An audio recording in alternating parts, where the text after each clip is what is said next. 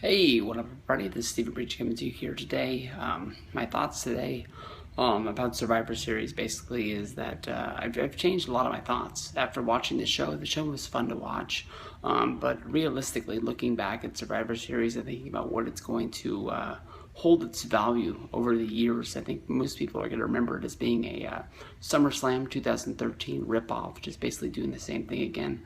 They've almost set themselves up to basically be the same thing that they were before Seth Rollins' injury. Sheamus is basically going to play the role of Seth Rollins, a mid-card heel that never wins his matches, that's going to use Triple H and Stephanie and the powers that be to make sure that they keep the championship and go from there. Obviously, it's going to be Roman Reigns going against Sheamus. Definitely, I think they're going to use the Royal Rumble and WrestleMania for Roman Reigns to finally win the championship and be champion and keep it. My guess is that he would be the pick to win the Rumble this year, going to WrestleMania to be the number one contender, fighting whoever has the championship at that point, whether if it's Brock, whether if it's Sheamus, or anybody else that's plays its way.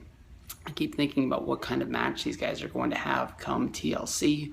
If it's going to be a TLC match, if it'll be a tables match, chairs match, any kind of stipulation to get that there. But it's sort of one of the things that's sort of negative about the TLC stipulation pay-per-view is always trying to figure out where they're going and almost knowing where they're going. I guess we'll find out tonight on Monday Night Raw. But Sheamus versus Reigns is something that honestly isn't going to have a lot of people fired up. I know that I'm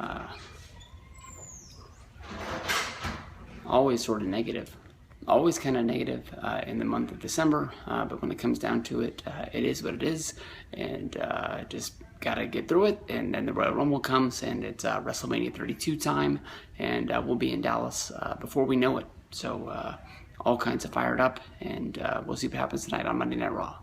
In my opinion, honestly, the main event of WWE TLC 2015 is probably the only match that WWE painted themselves into a corner to with the WWE Championship Tournament to crown the new champion after Seth Rollins was injured. Yes, I think it was time at Survivor Series to make Roman Reigns your champion, but at the same time, if Roman Reigns would have won the championship, who would he have fought here at WWE TLC? Would it have just been a match against him and Sheamus because Sheamus was the number one contender because he had the Money in the Bank briefcase?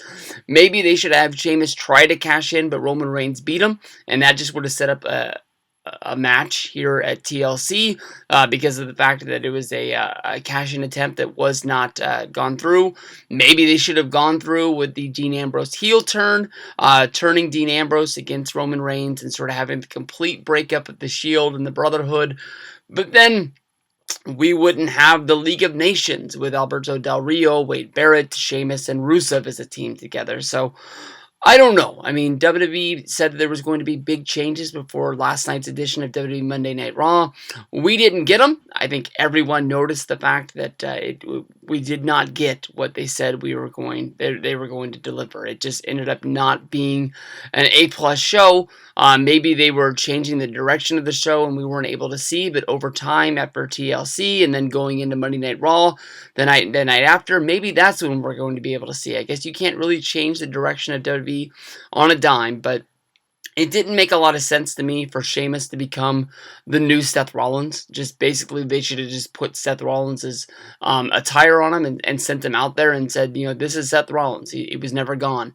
A lot like they did with fake Razor Ramon and fake Diesel when the NWO was scoring big ratings and Vince was like, I know, people don't love Kevin Nash and Scott Hall. People love Diesel and Razor Ramon, so we'll give them Razor and Diesel because of the fact that, we own the character names and not the wrestlers. It's not the wrestlers that make the characters, it's our writing, and that's what makes these guys get over. Big mistake. Probably the first time that Vince McMahon really learned a lesson about the wrestling business, that the performers are worth more than people give them credit for. At the end of the day, it's not the writing, it's not the character direction, it's the actual physical guy in the ring doing the matches. You can say this is Razor and Diesel, but if they aren't able to go out there and have actual Razor and Diesel matches, it's not going to work. And Seth Rollins just taking off because of his injury, and then Sheamus filling the void and becoming the new boy of the Authority. doesn't make a lot of sense. Roman Reigns is the guy. People have known this for a long time. They could tell all the way back when he was in the Shield. This is the direction they want to go. I don't know why they keep tapping the brakes. Every time they tap the brakes on Roman Reigns, people start to care about this guy less and less, and he's at an all-time low.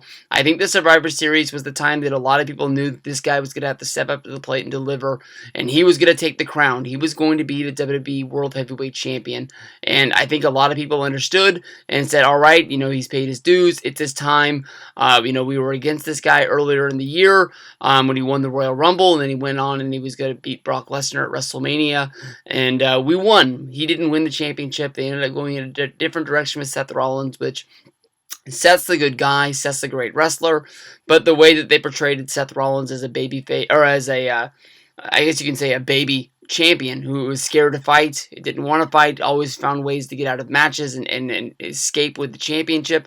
It didn't really work. And when he took his hiatus, people were kind of excited because he'll come back with a new direction and he won't be the same kind of scared character, and he'll be ready to fight. He's a great wrestler. He should be able to go in there and defend that championship anytime he has a chance. He doesn't need J&J security. He doesn't need the authority. Just go in there with his moveset. He's got to get over, and it's got to be a win. In this match, I'm not looking for a whole lot. Are they going to beat the hell out of each other? Yeah. Maybe at the end of the night, it might be able to save the pay-per-view, but I don't have high expectations for this. I'm going to be saying that I think that Roman needs to get the win. I think that WWE's stupid enough that I don't think they're going to give it to him, and maybe they're going to make him win the Rumble. And then they're going to wonder when people scratch their head and boo. This guy got, 2 chances at Survivor Series and TLC to become champion. I guess you can say that he was able to win the belt at Survivor Series, but I still think of Roman Reigns as a guy who's never been champion. He did have the championship for 5 minutes, but he wasn't able to keep it because of the cash-in, and that's an asterisk that I'll put next to that first title reign for Roman Reigns' entire reign in the company. He needs to be the guy. I'm not saying I don't like him. I'm not saying that I'm not being a fan, but it's his time. Let him get the ball. Let him run with it. See what you can do with a Roman Reigns WrestleMania, because if you think this guy's going to be the guy, next year's WrestleMania is going to have to be planned around this guy yet once again. You can't take this guy out of the mix every WrestleMania and then think that he's going to be able to pick up the ball during the summer months and during the fall months and into the winter and then take the title off of him and then go in a different direction. If Roman Reigns is going to be Hulk Hogan, if Roman Reigns is going to be John Cena, if he's going to be anybody in the middle, he needs to be the guy going into WrestleMania that is the champion. He's going to have a fight on his hands, whether if that's going to be Brock Lesnar or if it's going to be anybody else. We need to know that this guy's the man and he can fight anybody. Roman Reigns for the win at Survivor Series.